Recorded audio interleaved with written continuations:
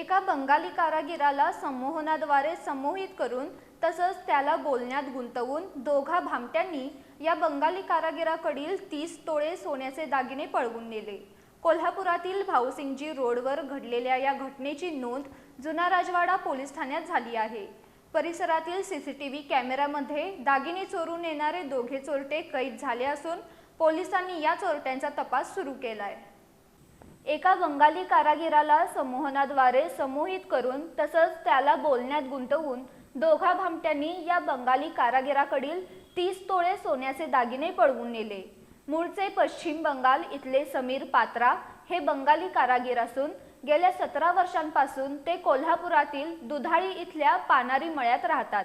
ते कोल्हापुरातील सराफांकडून येणाऱ्या सोन्याचे दागिने बनवून देण्याचं काम करतात।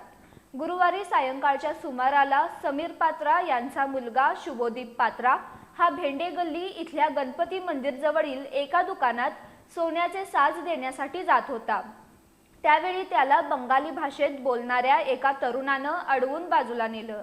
या ठिकाणी आलेल्या त्या तरुणाच्या दुसऱ्या साथीदारानं शुभोदीप पात्रा याच्याकडे काहीतरी वस्तू दिली।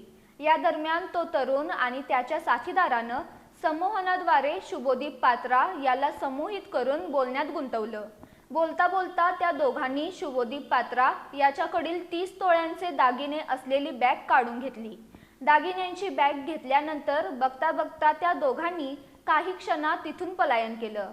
आपली दागिन्यांची बॅग त्या दोघा भामट्यांनी पळून नेल्याचा प्रकार लक्षात येताच याबाबतची माहिती शुभोदीप पात्रा यानं त्याचे वडील समीर पात्रा यांना सांगितली। त्यानंतर शुभोदीप समीर पात्रा यानं या प्रकरणी त्या दोघा लुटारूंच्या विरोधात जुना राजवाडा पोलीस ठाण्यात धाव घेऊन फिर्याद दाखल केली।